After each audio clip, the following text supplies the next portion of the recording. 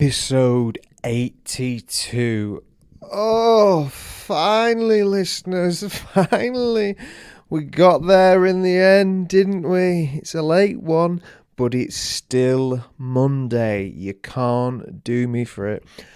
I can only put this down as being Lukas Kirkby's fault. Honestly, and I mean that from the bottom of my heart, right?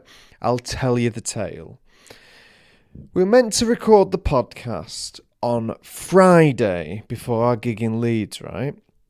So we finish our gigs in Manchester. I get home at about 12 at night, maybe later, yeah? Then I realise, okay, if I've got to record a podcast with Lukas at 4 p.m. on Friday, that means I've got to be done with work by 3 p.m. So I go to bed, right? And I get about 5 hours sleep. I wake up at 6 a.m. and I drive to work. Tired. Oh, listeners, you wouldn't recognise me. The bags and the sags I had across my face, honestly, you'd want to put me down. It was that upsetting to see.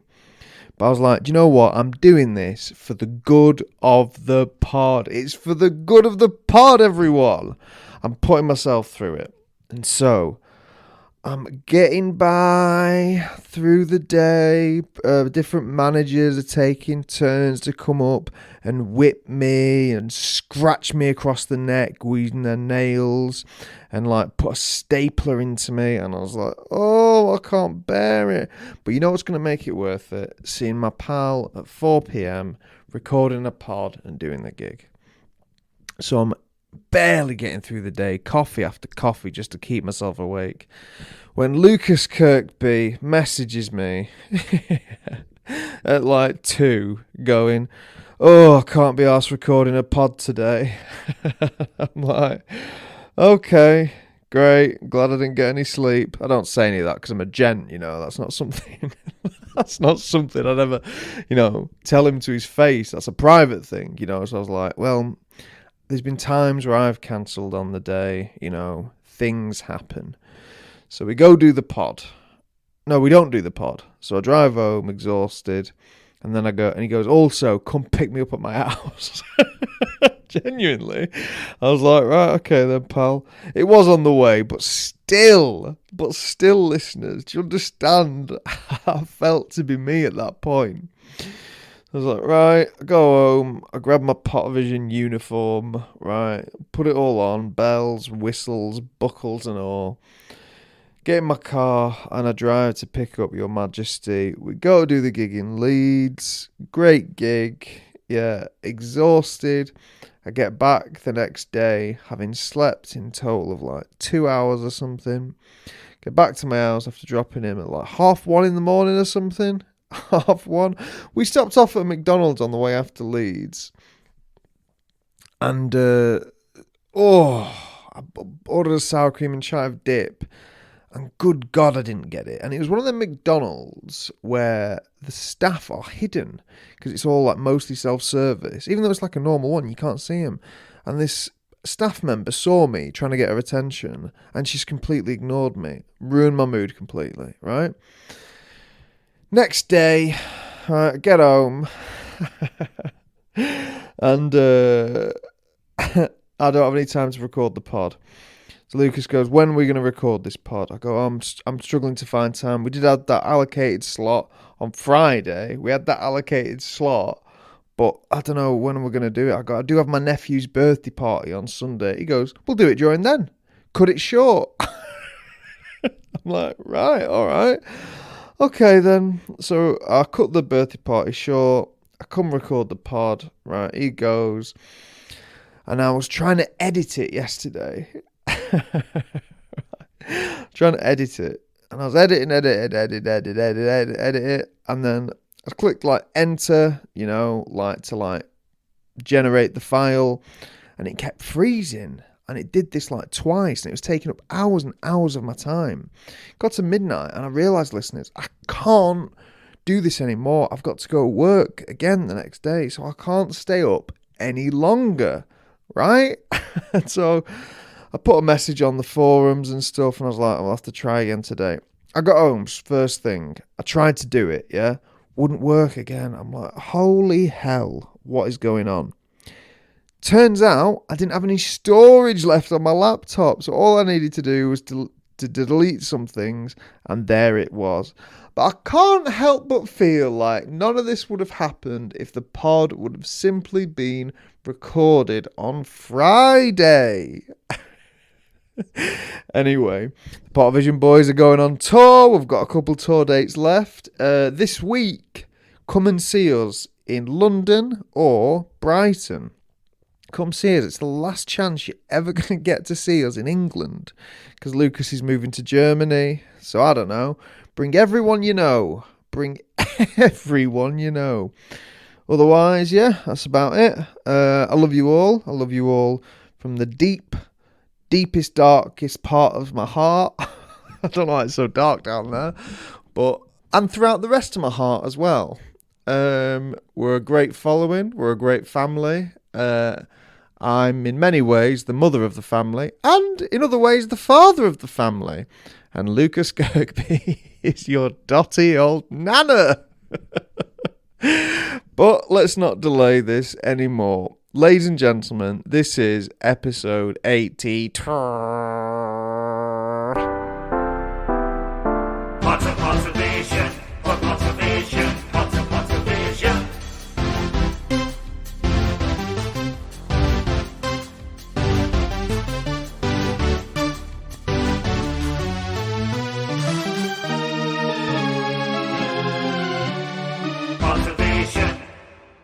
G'day, bonjour, howdy, and welcome to the Pottervision Podcast, the podcast where every single week, myself, Lukas Kirkby, and a gentleman I'd like to introduce you to, it's Tom Lawrenson.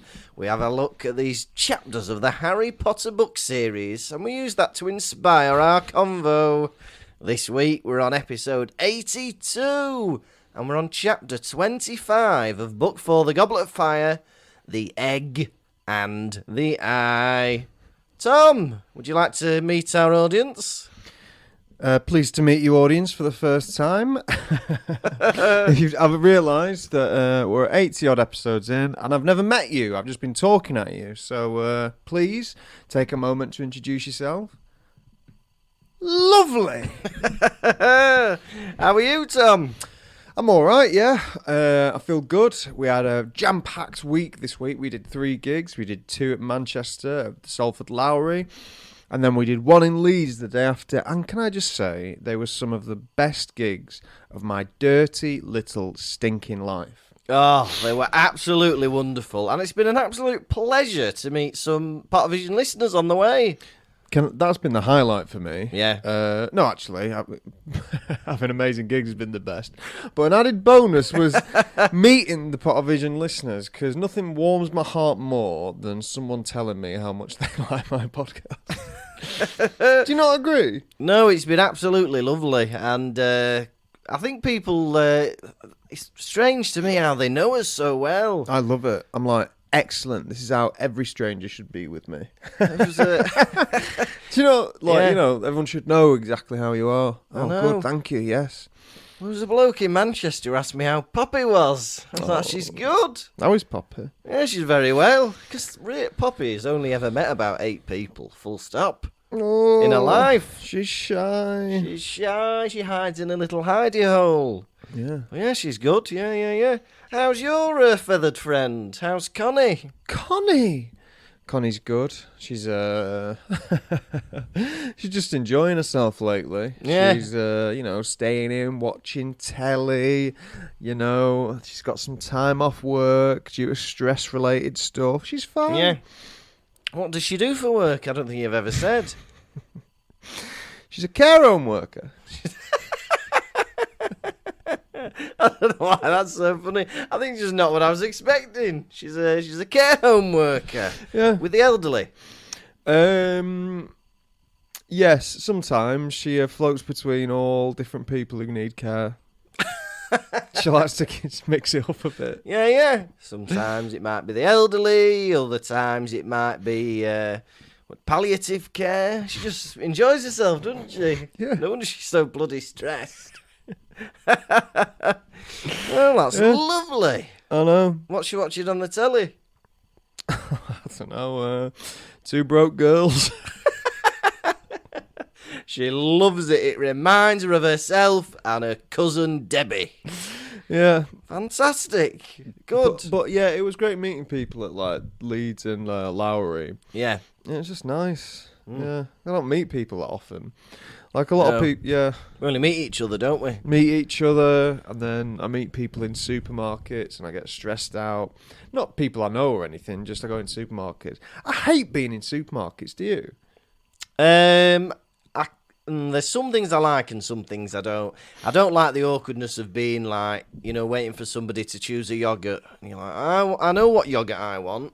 Get out the way, I'll be picking it up. Well, if I'm trying to choose something, I could be trying to choose something obscure, like I'll be back at the supermarket, right at the back, picking up some like fruit cake or something, fruit loaf, and there'll be someone trying to limbo underneath my legs, trying to get to it before I am, even though it's like fully stocked.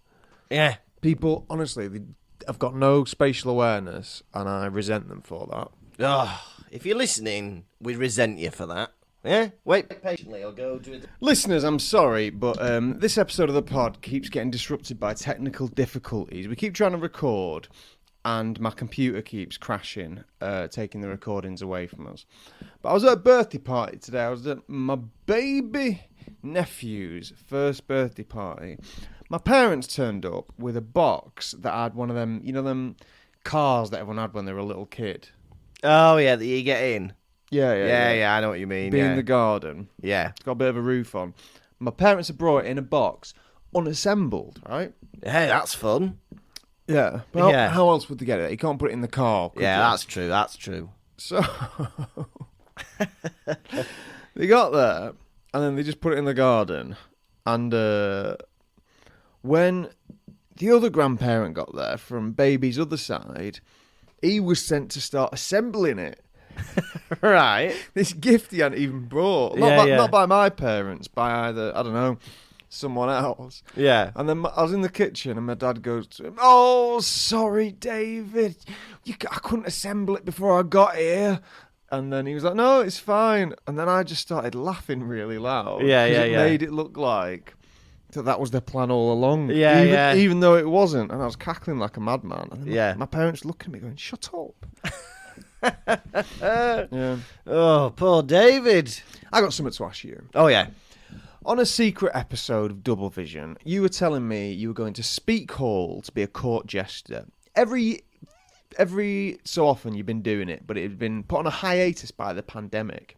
Yeah. And there's a couple of these reenactors who take it upon themselves to put you in the stocks, even though this isn't in the script. They put you in the stocks, and they humiliate you in front of all your loved ones, don't they? Yeah.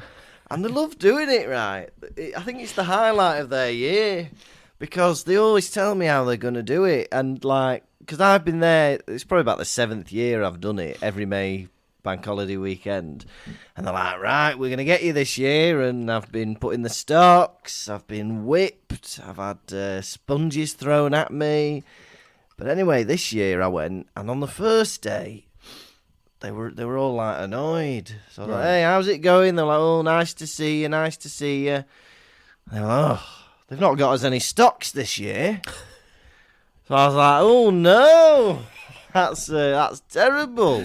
Oh, how bad. Anyway, the next day they're like, "Right, someone's gone out to buy some stocks." Where'd you get stocks from? What commitment to whipping me? But they didn't manage to get any in the end, so they just whipped me on the lawn. Just got me on my knees on the lawn and whipped me. Did it hurt? It's not painful, but I can't describe it as pleasant. Yeah. But they make a big joke of it. They're like, "Right, we're going to give him 10 lashes. We want you all to count with us, children." How old are these blokes? Like 50s, 60s. I'm going to give them one word right now. Yeah? Perverted. Well, it's a woman that whipped me. You're in your early 20s, right? Yeah. For someone in their 50s to be whipping a boy in his 20s Yeah. is... it's upsetting to me. Yeah, I know. But, well, it was upsetting to a boy because his mother complained to the office. He got upset. How did that play out? I don't know. All I heard was, like, later on, they're like, ooh, a boy complained and got upset that we whipped you. I was like, right. What does that tell you? All right, same time again, 2:30. You get another whipping at 2:30? Well, I think out of the 9 shows, I only got whipped 3 times. And that's pretty good ratio compared to normal. I only got whipped 3 times, mother. If I'm ever driving, and I say this in jest, Yeah, and I see these 2 reenactors crossing the road, yeah. let's just say I'm going to pretend to be blinded by the sun. Thank God I've never shown you a picture. You'd murder them. They're only having a bit of fun at my back's expense. Hey, but I'm glad you brought up me being a jester, because I wanted to tell you something that would delight you, I think. Okay. So at the end, I do about a 25-minute performance, right? There's a bit of juggling, there's a bit of dancing, there's a bit of singing. I do some limericks, some riddles for the kids to try and figure out, right? And I finish every show with a story, right? And I make up a story on the spot, but I get 2 kids to come up, and every time I tap them on the shoulder, they tell me the next word of the story. You didn't tell them the story of the bunny and the rat, did you? No. Or what was it? Pig face or something? No, pig soup. Patreon listeners will remember Tom's story of pig soup. Oh, remember that one where he palmed off just his stand-up bit as a fairy tale? What was that monkey one? I can't remember. Do you remember the monkey one where the monkey and the lion, I think it was? Yeah, I can't remember. Or the lion tricked the monkey into having sex with its own child. Oh, yeah. Was that an actual fairy tale, or did you just make it up? It's a real fairy tale. Look it up. Bloody hell. So anyway, I start telling this story, right? So before I start, I go, right, who's going to be the main character of the story? Should it be a princess? Should it be a dragon? Should it be what? Kid goes, a prince. So, right, a prince, right. And what does the prince like to do? Play football. So I was like, right, this is the story of the prince that played football, right? So we had this big old story. It was fantastic, right? And there was a dramatic, game of football where it was 1,000 each, and then they had to have a penalty shootout. And they finally win the football game, and I said, oh, and then they started a big chant, a song that would float throughout the centuries, the eons. It would be remembered for an age. And this song was... And do you know what this kid said? What? What would you say? What football song do you like? Vindaloo. He said Vindaloo. Go on, lad. He was about 5 years old. On, I was lad. like, Vindaloo by Fat Les. He was like, yeah. And then I got the whole crowd to sing Vindaloo outside this Tudor mansion. God, I wish I was there. That sounds like one of the most beautiful moments in English history. It was really lovely. Everyone go, Vindaloo, Vindaloo. I was like, it's not how I thought this show would end, ladies and gentlemen. But yeah, I thought you'd like that, because you like Vindaloo, don't you? I do love Vindaloo. It's one of the most beautiful songs ever known to man. Have you been up to much else this week, apart from being with me most of the time? I've been with you most of the time. That's been nice. Hey, I got to see outside your work the other night, didn't I? Yeah. Hey, I've never known where Tom works, but I gave him he'd left his car at work before coming to the Manchester show, and I gave him a lift to his car, and where he works, it's a building. It's a building, isn't it? It's a building with a car park. Oh. And now I've been there, I can say. You loved it, didn't you? I loved it, Year 7. Yeah, I got no news to report. I think my mind has been swollen up this week with happy memories of meeting, I don't know, people at shows. That's been lovely. There was a thing at Leeds where I went, feel free to come up and say hello. And even though it was a full show, less people came up to say hello than ever. They all looked at me and went, needy? Please say hello to us. What a needy, lonely bloke. But no, it has been a genuine bloody delight. If you listen to the podcast and then we come to a show, say hello. We went and sat in the bar afterwards, and the barmaid came over and she said, do you lads mind going back and sitting in the green room? You're depressing people. She didn't. She did. She didn't. Hey, and we had, supporting us in Leeds, KCJ. Kevin Caswell Jones. Famous on the podcast for sending in his letters. He's fantastic. And he did really well, didn't he? One of the best support acts we've had. Now famous on the live shows, on the lead show, for stripping an audience member naked. Oh, yeah, an audience member followed him off stage and then came back with his top off. Was that Lloyd? It was Lloyd. If you're listening, Lloyd, those nipples are ingrained in my mind. Yeah. Yeah, Lloyd was a fantastic sport. Well done, Lloyd. There was a few big strapping lads at that lead show, weren't there? Oh, God, it's like the gym locker room, wasn't it? Big strong lad who got a picture between us. I think maybe called Jamie. I forget his name. Maybe called Jamie. Or Rob, maybe. That sounds about right. Maybe Rob. He looked like a Jamie or a Rob, but he had a big Viking beard, enormous biceps, and, a broad frame. He lifted you above his head and he threw you into the... Had he had the gumption, he would have cracked me like a walnut. Oh. And I'd have welcomed it. I think I'd like all my bones in my body to be broken. Like all at once. Yeah. Yeah, that'd be good, wouldn't it? Yeah. Post me somewhere. Post me, dear father. Yeah, bit by bit, like what do you call it? A kidnapper. Kidnapper, Your Honour. Now, Tom. Yes, brother. Are you ready for a chapter 82, well, chapter 25 rundown of this bloody chapter? I want that more than anything in my life. Chapter 25, The Egg and the Eye. So Harry decides finally to go to the prefect's bathroom and take his bloody egg with him. He strips nude, he gets into the bubbles, and he thinks, what to bloody do? He opens it up, it's screaming away, and then a little voice goes, oh, you should try putting it under the water. And he goes, bloody hell, it's moaning Myrtle, don't look at me naked body. But he puts the egg under the water and they sing a song. Seek where it will be found. We are under the ground. And I think, what the bloody hell does that mean? He figures it out. It's the mer people in the lake. It's the mer people. And they're going to be taking something very precious to him. Ooh, what could that be, I wonder? Anyway, he's on his way back out under the invisibility cloak, but he sees on the Marauder's map Barty Crouch snooping through Snape's office. I think, bloody hell, I thought he was ill. What's that all about? He decides to go and investigate, but he drops the egg down the stairs, falls into a trick step, and he gets stuck. And then Filch and Snape are having a conversation. Moody turns up. Harry nearly gets caught, but he escapes. And then Moody takes his map off him and says, be careful. And that's it. That was The Egg and the Eye. What a chapter. What a brilliant chapter. Brilliant. It was brilliant. He's my brother. He's my brother. I've been thinking a lot. It's interesting, this prefect's bathroom. It's very luxurious. And of God, course, it is. Of course it makes total sense that the prefects have their own bathroom. Let them shit in peace. Dumbledore doesn't have his own bathroom. He was telling us 2 chapters ago how he have to, do a 5-minute walk to the bogs. Dumbledore's sitting in a chamber pot in the corridors at night. And the prefects have got, this bloody Ritz Hotel luxurious bathroom. I bet it's got a bidet. That's what Dumbledore sees in the mirror of Erised, him on a toilet. Yeah. Stays sat in front, pretending. It's me having a shit. That's what I see, Harry. What do you see, lad? Oh, your mum and dad. Fair enough.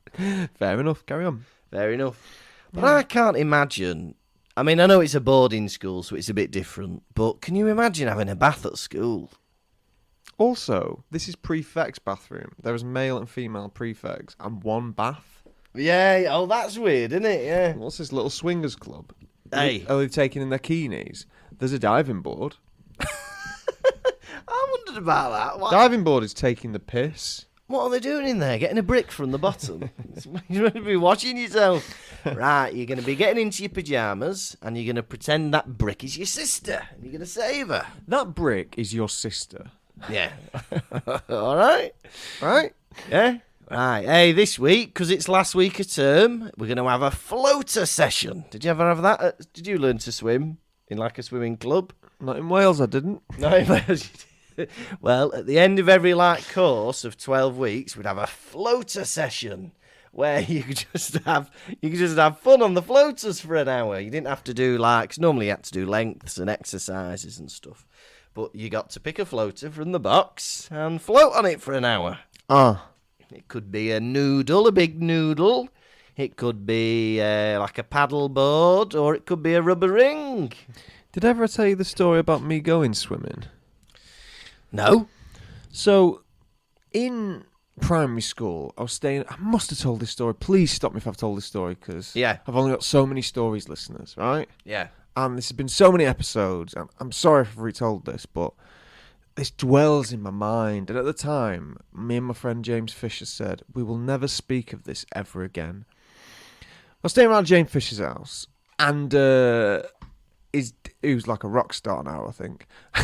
Is he? Yeah. I was staying around at James Fisher's house, and his dad was like, hey, let's go swimming, right? Yeah. So we go to some swim baths, yeah. We Yeah. go in, there's no one on the booth, yeah. But we can hear people in the pool. Yeah. James Fisher's dad goes, oh, it must just be, go in and swim if you want. Yeah. Free swim today, maybe. Yeah. So we're like, okay. He goes, you boys go get changed into your swimming costumes. Swimming costumes? What were you wearing?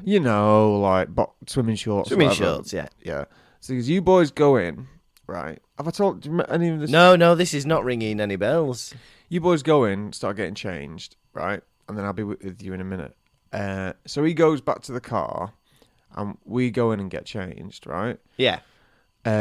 In this change room, we look round. It's a lot of dads, and they're very young kids, like very young boys. Right, yeah. And we're like, seems a bit unusual. And we're like, maybe, could I have been older than year 6? Because I've done this in high school. That'd be mental, if we did.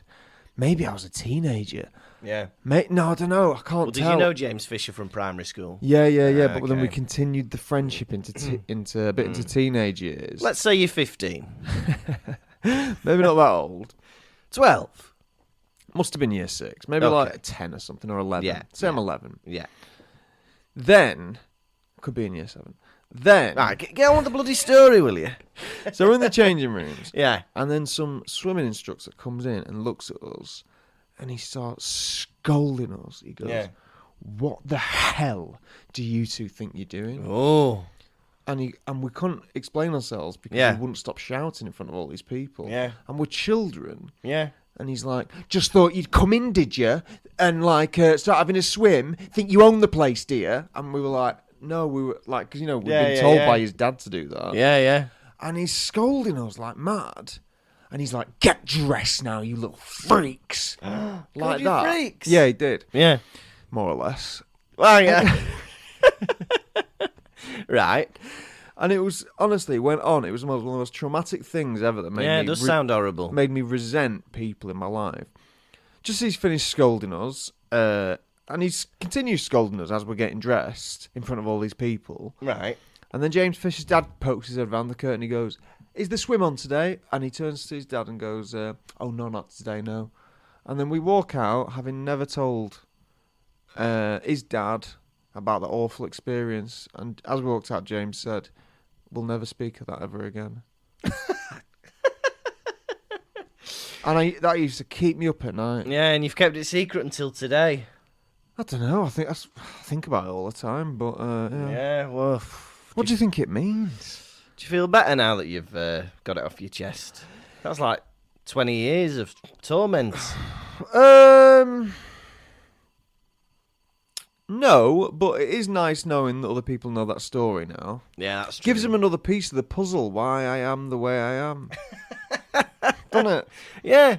This is, there are 199 chapters in the Harry Potter series, and this is a 199-piece puzzle of Tom's character, and you're about nearly halfway through. Have you ever gone through anything like that? Well, I don't know if I've told you the story that... Someone reprimanding you for something you haven't done. Well, did I tell you that my swimming teacher got sacked because she dunked my head under the water? Did I tell you about that? She used to teach me how to swim, and she'd be like, right, you need to learn how to be under the water, and she used to hold my head under the water with her hand. How old was this? She must have been in her 60s. I would say. But then somebody in the cafe saw her and complained, and then she got suspended. Suspended? Yeah. So she didn't lose it forever? No, she came back to work there, yeah. Lucky... If you try and drown Lukas Kirkby and you get to keep your job, Yeah. you are one lucky person. Yeah, I'd agree with that. But yeah, bloody hell. But what is it with swimming teachers that they are out of their minds? Yeah, well, I don't know, because that woman, her mum worked there as well, and her mum was about 90, and she would teach at the swimming pool as well. But she was a lot more, she was a lot nicer, I think. She wasn't as strong. No. I could push back up against her. My head would go back. She was a walnut wisp of a woman. Yeah, so bloody hell. But hey, I was quite good at swimming when I was younger. They asked me to join a club, but I didn't want to commit all my time. But I once took part in a swimming gala, and I won the backstroke. How do you feel about that? It's good, isn't it? I'm ecstatic. It's the only race I've ever won. And it was a backstroke, and I knew I'd finish because my head hit the wall. I love that. And then I got up, and I was like, who won? I went, it's you. Do you know what that makes me feel? What? Makes me feel like a caravan that couldn't move. Then it got some wheels, and it could move. Ecstatic. Ecstatic! To quote Tom Little. Oh, I'm ecstatic, Your Honour. we have a lovely friend who's a comic called Tom Little, and he It's one of talks his like jokes. that. That's one of his jokes. But yeah, we love Tom Little. Yeah, but yeah, bloody. Why would you have a diving board in a prefect's bathroom? Like, Yeah, imagine a nude dive. you're there, right, with a loafer scrubbing your armpits, right? A loafer? What's this? A leather shoe? No, a loafer. Oh, a loafer, maybe. Maybe a loafer at his Hogwarts. A loafer, then. You're there scrubbing yourself down, and then suddenly you hear, Geronimo! Bloody hell, and you see a prefect's bollocks flying through the air. Excuse me, I'm trying to have my bath. Ginger bollocks if it's Percy. Oh, no. I can't imagine him doing a dive bomb, though, can you?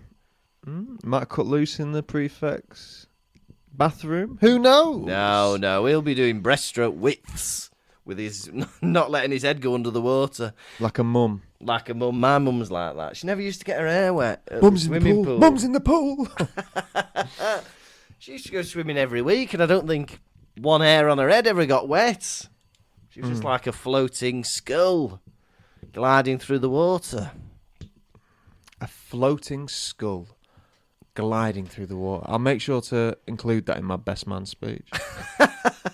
Well, my mum listens to this And podcast. of course, Susan Kirkby is here, who can best be described as a floating skull, floating through the water, gliding through the water. Yeah, like a swan. I want to look at her, nodding, smiling. She is. There she is, floating skull herself. Oh, I am sorry, mother. Yeah. Moaning Myrtle is in the bathroom. Hi, everyone. It's me, Moaning Myrtle. Listen to me moan. Oh! Oh! She's always bloody moaning, isn't she? Yeah. Yeah. Why? Why is Harry doing lengths? He's gone to figure out this clue. And I thought, hey, while I'm here, going up and down doing the front crawl. Now, consider me ignorant, but in my opinion, a bath that you cannot stand up in and is wide enough to swim in is not a bath. No, it's not. That'd be a pool. Yeah. Because a bath is supposed to be relaxing. You can't have a bath if you're treading water the whole time. And also, what a waste of energy. You can tell it's 1991 by the fact the heating prices are so low. no, They can heat this swimming pool. And fill it up. Yeah. It's like 20 taps. Like what?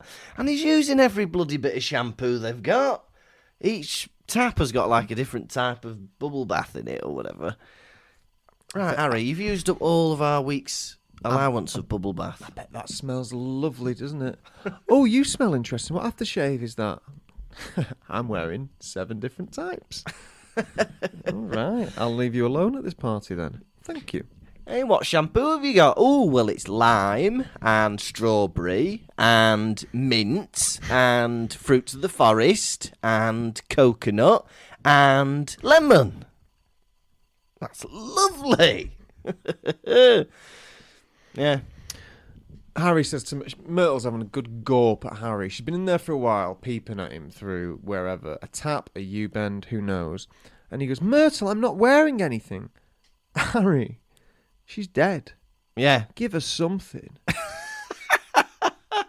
Show her a cheek. Yeah, let her have a little bit of shoulder at least. Come on. Come on, lad.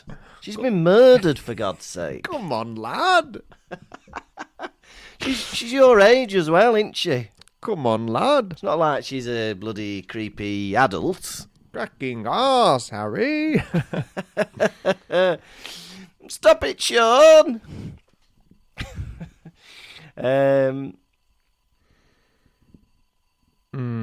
He puts under the water and he hears it. The riddle. We're mermaids. We're going to nick your friend and you got to get him back. Yeah. Learn to breathe underwater. All right? Yeah. He listens to it again 4 times till he's memorised it. Yeah. So they're telling me he goes off with his Marauder's map, doesn't he? Yeah. He goes left. Goes right. Yeah. And he sees Barty Crouch on it, doesn't he? And he can't resist. He can't just let a mystery be a mystery. He's like, well, I've got to go to Snape's office and see what this is all about. Harry, you've got enough to be thinking about. You've got this second task coming up in a week. Don't be looking for Barty Crouch. Also, why not? Why wouldn't... How does he know he's snooping around? He's just in the room. He could be, waiting for Snape. And you're telling me, right, let me ask you something. Yeah. This Marauder's map knows the exact placement of people's foots. This Marauder's map Feet. knows the exact... What did I say? Foots. This Marauder's map Yeah. knows how exactly people's names are spelled. Yeah. You're telling me Barty Crouch did not have the bit that Junior on the end? I know, exactly. Like, come on. You're telling me it doesn't have JR there? Yeah. Eh? Huh? Yeah. Well, I know, because it's got the whole thing Bartemius, hasn't it? It's not just like Barty Crouch. Junior. I know. Because that... Would that be your name? If you called Junior... If you are say, like, I don't know, if you are Junior, would they put that on your birth certificate or your driving licence? No, it's just a thing you say, innit? Then they've got away with it. That's eh? fair then. If it's not on your driving licence, Yeah. then that's fine. They've got away with it. Because if there's 2, Jamie Boyles at Hogwarts... Who's Jamie Boyle? No one. Oh. But if there was 2 of them, it yeah. wouldn't say Jamie Boyle 1, Jamie Boyle 2, would it? No, so you would not be able to differentiate between the Jamie Boyles. Well, that's right, because there must be like... That's right. That's right. Because in my school, like, there were loads of people with, like, the surname Williams. There were loads of people with the name Tom, I had a friend called Tom Williams. There could be 2. And you wouldn't know which one it was, would you? There's at least 2 Aled Jones. Yeah, that's true. My brother-in-law and the singer. And I wouldn't stop there. I reckon there's more out there. It's the most beautiful thing about Wales. Yeah. They've got about 10 names between them all. I know. And, well, because I was laughing with somebody once. Oh, that's lovely. That's nice. That's nice, isn't it? Have you got a story to go along with that? Yeah, I have, Or yeah. Are you just bragging? I'm just bragging. I've had a nice week. But I was having a laugh with them saying, like, oh, I know so many people called Jones. It's, like, ridiculous. And they were like, oh, how many? So I was like, have a guess or whatever. How many Facebook friends do you reckon I've got with the surname Jones? I'm guessing you've got about 1,000 friends on Facebook. Right. And I reckon 100 of them are Jones. Yeah, you're right. It's about 100. That's mad, that, innit? 10% of the people I know have that surname, I think. See how many I've got? Yeah. Does it actually tell you? It might not. Let's have a look. I'd be able to, like, just have a guesstimate, wouldn't I? Yeah. Right, 1, 2, 3, 4, 5, 6, 7, 8, 9. I've got 9 out of 625. Bloody hell. Filch is running around because he can hear the commotion of the egg. Harry's dropped the egg and it's screaming, yeah? Yeah. Filch is running around thinking it's Peeves, the poltergeist. Yeah. And poor Filch is losing his mind, and Harry is letting him lose his mind. Yeah, he is, yeah. Because he's crying his heart out, his tears streaming down his face. Yeah. He's in agony, thinking Filch is tormenting him, when really it's Harry Potter. I And know. Harry's just watching it, like, let him out of his misery. Yeah. How cruel is that? I know. And you know what? Peeves, right? I know he is a pain in the arse, but he gets blamed for everything. And this happens with naughty boys. Is they're naughty, but then they get blamed for everything, and then they become more naughty because they think, even when I'm good, you don't think it's me. You think I'm the one messing about. So I might as well be a naughty little boy. Yeah. I think that's what's happened to Peeves. No. Yes. We're going to do a poll, see if you agree. No. Right, well, I've not done the impression for you, and you're being very difficult with me, aren't you? No, I'm not being difficult. You are? I just disagree with your theory, you mad bastard. Hey, but you got to counteract it with the points. You can't just say no, can you? We're both wrong. We're both wrong, all right? It's all made up. But yeah, Peeves gets blamed for bloody everything. And who should turn up in a long grey Nighty. nightshirt but Snape? Hey! That's nice, isn't it? A nice little number he's got on. Wee Willy Winky. Wee Willy Winky running through the town, upstairs, downstairs, in his nightgown, peering through the windows, looking through the locks. Is everybody fast asleep? It's only 8 o'clock. He's there. Right? Right? Snape is in a nightshirt. Right, let's just cut to the fucking chase. Let's call it what it is. Let's call, Yeah. what it is. It's a nightie. Yeah, it's a nightie. He's got a little nightie on, hasn't he? He's a tease. He's a tease, right? We can see both his knees, right? Your nightie, it don't go all the way down, does it? He's after Filch, because Filch is meant to be in Snape's room, mending his mangled legs. Yeah. Right? They've been Yeah. mangled for years now. Yeah. And he needs Filch to mend them. You've forgotten about me tonight, haven't you, Filch? Yeah? I need you to get that tub of KY jelly, and I need you to rub my knees better, okay? Rubbing his better, Filch. Well, there's a bloody bit where he decides to go towards the stairs to see what's happening, because Harry gets his leg stuck in the trick step. I think, bloody hell, please don't step over Harry. Bloody, in a nightie. Oh, bloody hell. Otherwise he's going to find his new boggart. Snape's cock. That's brilliant. Imagine that happening the next time they got Defence Against the Dark Arts. Right, I want you to think about the thing that you fear the most. The wardrobe opens and that comes out. Whoa! Ridiculous! Ridiculous! Oh, it's got a hat on now. For those listening, I'm sorry about that. Maybe I should be interrupted with no more often.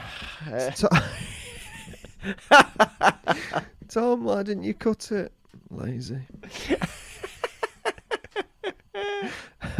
It's very interesting, right? So Snape rocks up, doesn't he? He's like, Filch, come on, stop messing about. Yeah. Come with me. Someone's been in my cupboard. Someone's been mucking about. We need to find him, yeah. And Madame Moody rocks up, right? Yeah. Interesting little battle now between Snape and Moody. Two great minds going up against each other. Yeah. It's revealed that Madame Moody... Moody. Come on. Madame Moody has had free reign over Snape's office and... what's he call it? His potion room or whatever. Yeah, his store cupboard. So he knows exactly what he's got, yeah? And he's not had Dumbledore's permission to do any of this. He's just done it, yeah? Yeah. And Snape's let him. He's just gone, well, he is an aura. I guess I have to. Yeah. But what we do know, big reveal, is, it's not Mad-Eye Moody at all. It's Barty Crouch Jr., isn't it? And he's checking if he's got the ingredients to make the Polyjuice potion. And he do. And you do. He do. It's Barty Crouch Jr. Junior. And Yeah. then these two go at each other. Barty Crouch is ready for him, yeah? Oh, yeah. Barty Crouch is always, one step ahead Yeah, he's on it. of everyone. Watching Snape and Barty Crouch go at each other is like two Tom Lawrensons having an argument. Yeah. It was truly one of the most entertaining things I've ever witnessed in my life. It is like a battle of the greats, yeah? It's Muhammad Ali against Mike Tyson. It's Federer against Nadal. It's Tom Lawrenson against Tom Lawrenson. Oh, and Mad-Eye Moody gets the better of him, doesn't he? Can I tell you, this made me laugh. When he's trying to get Filch to go to his office, Snape. He's like, come to my office. And Filch is like, it's Peeves, it's Peeves. And Snape goes, no, it's not Peeves, because I've locked... what does he say? He says, I seal my office with a spell none but a wizard could break. Well, that's good in a magic school, isn't it? Hey, everyone's a bloody wizard in this school. Hey, look, I've locked my door so that only a human could get in. Right, we're all human. We could all get into this bloody office. Why has he done a spell that any wizard could get through?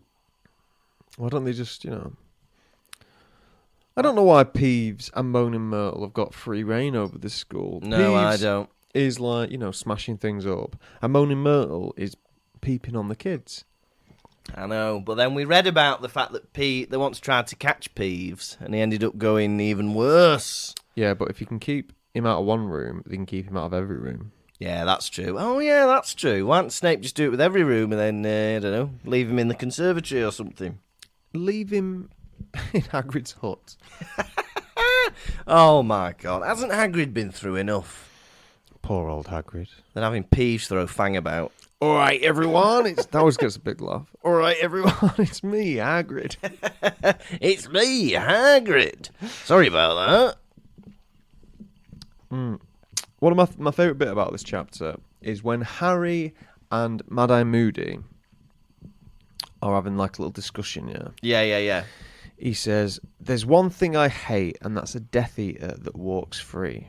Ooh, yeah. Which goes perfect in line, because it says at this moment that Mad-Eye Moody was talking as though no one was listening to him, yeah? Yeah. Which means that even though that fits into the aura mindset of actual Mad-Eye Moody, Yeah. a Death Eater that walking free, it also fits in perfectly with Barty Crouch Jr. having to go to prison and resenting all of the Death Eaters like Snape Yeah. and Malfoy for getting to walk around. Oh, you've thought about that, haven't you? Yeah. Oh, it's glad I didn't even think about that. I was just reading it. You're there with the subtext. And, it's the benefit of rereading a book. Because if you didn't know the story, you wouldn't be getting that insight, would you? God, it's clever. I'm Thumper. Now, Moody sees... I wouldn't be able to not piss myself laughing at this sight, right? Because he can see Harry through the invisibility cloak, right?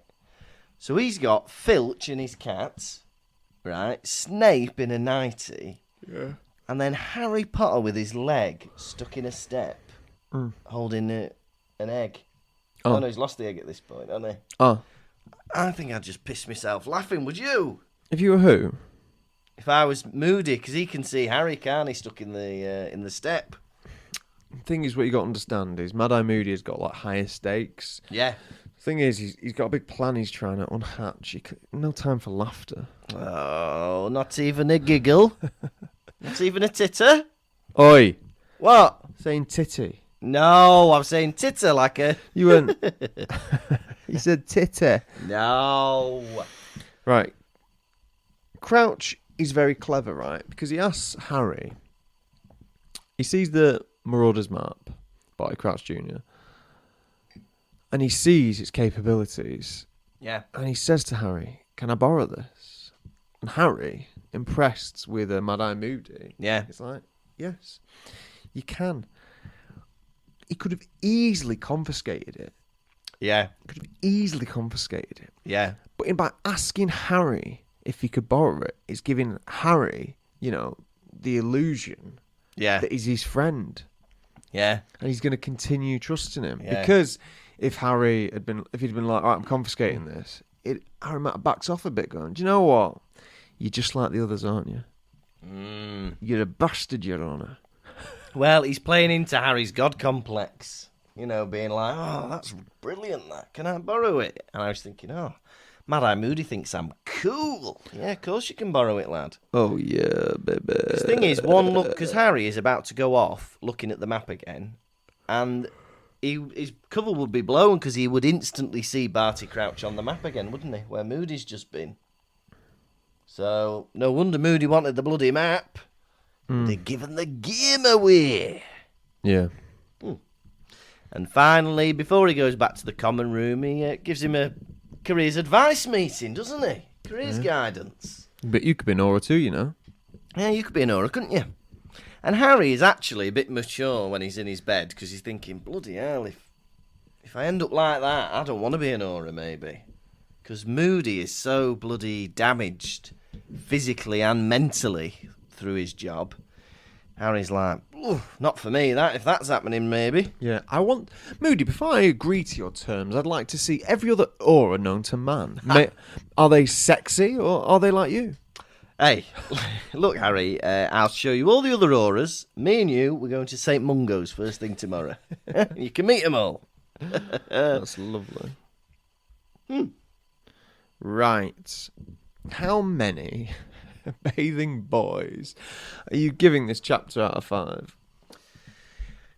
I enjoyed this chapter, actually. It was really good. Do you know what? It was bloody I felt tension reading it. When he was, like, nearly getting caught by Snape and Filch. I was genuinely like, oh, no. Because this isn't in the book. It's not in the film, sorry. So I like that. I like that we were in the bathroom. It's lovely to see Myrtle again. I know she's a miserable cow, but it's nice to see her, nonetheless. I thoroughly enjoyed it, so I'm going to give this, do you know what, 5 bouncing bathy boys out of 5. All right. For me, I like this chapter because we get these once in a blue moon. It's a Harry Potter solo chapter. He goes off on his own to do a little mystery, and there's no, it's interesting when he's alone and talking to different characters other than Ron and Hermione. It's refreshing. Yeah. He has a bath, he swims about, and he has a creep about the castle. I loved it. For that reason, I give this chapter 4 bathing boys out of 5. Lovely. Are you ready for a quiz? Yes. Quiz. Going to ask you some questions. How well will you do? We're going to ask you about balloons. How well will you do? I'll blow you a kiss. Question 1. What is the password to the prefect's bathroom? Pine fresh. Correct. How did Moody's mouth look? Oh, scarred. It was a lopsided gash of a mouth. Oh. How did Snape's temple look? Oh, I know this. It was a greasy temple. Correct. What kind of glare did Moody give Harry? A penetrating glare. Good boy. Yes. And question 5. What is the last word of the chapter? I revised this because you ask me this every week. It's career. Correct. Unfortunately, you've lost the quiz. Oh, I forgot about that. Quiz. Can I ask you some questions? How well will you do? Quiz. Gonna ask you about Harry Potter, Lukas. How well will you do? I'll blow you a kiss. Now it is time for the nation's second favourite segment. It's Hedwig's Droppings. We're not alluding to owl poo, we're not alluding to ploppings. We mean the messages you send in when we allude to Hedwig's droppings. What's in a beak this week, Cheap Cheap? Well, this week we've had a lovely message from Lloyd John Coulson. I think this might be Lloyd that we met in the show. Tell me more. So Lloyd says, "Hi guys, writing in as requested by Tom in episode 53 to say I recognised and loved his rendition of the work-in-progress version of Heartsick from School of Rock." Do you remember that? Yeah. Of all everyone who's ever listened, you're the second to ever message me about that, Lloyd. Lovely. Also, I have to shout out my friend Alice for recommending you guys to me. I've been binging while I recovered from COVID. Really looking forward to seeing you guys in Leeds. It's got to be him. Man's a binger. It's Topless Lloyd. Lloyd be a binger. Yeah. Oh, fantastic. Hey, and we also must wish a very special happy birthday. Now, Ellen Crowley's been in touch to say that it is her boyfriend Dan's birthday on the 14th of May, which is coming up this week. So, happy birthday, Dan! It's a birthday boy's boyfriend birthday, Dan. Happy birthday, Dan. He likes to listen to the podcast when he's doing a long drive up to Scotland, back to the base, where he works as a Marine. Ooh. That's good, isn't it? Hey, getting them Marines through training, aren't we, with the Pottervision Podcast? A lot of tough boys listen to this podcast, don't they? Yeah. For a while I was thinking it was tough girls, but I guess now it's tough boys too. Tough boys too. Hey, you know because you're listening to it. Tough people listen to Pottervision and Dan's one. Happy birthday, Dan! Hedwig's droppings. This has been the Pottervision Podcast. Thank you ever so much for listening. We love you a lot. We've got 2 more dates on our tour. We are going to be in Brighton next Monday, and we're going to be in London next Sunday. I did them out of order. All the ticket links are at pottervision.com, and we're also back at the Edinburgh Fringe this year from the 4th to the 24th of August, every day at 1:30, and we'd love to see you there. We're hoping to do some new scenes, aren't we? That's going to be exciting. So we hope to see you at the Edinburgh Fringe. Also, me and Tom are doing a special one-off stand-up show before I piss off to Germany. That's going to be on the 26th of May in Manchester, and there are still some tickets available for that. All of these links that I'm talking about, you don't have to remember them. You just go to pottervision.com and they're all bloody there. If you want to support us further, we are on Patreon, patreon.com/Pottervision, and we've just released last week us talking about the film Twilight, and loads of people are saying how it's one of their favourite episodes. So definitely get on that. You have been a told-off swimmer, Tom Lawrenson. And you have been a mint green Lukas Kirkby. See you next week, episode 83, chapter 26, The Second Task. Goodbye. Pottervision. Thank you for listening to the Pottervision Podcast. The music was performed by Jack Evans. If you'd like bonus content and to support the show, you can visit patreon.com/Pottervision.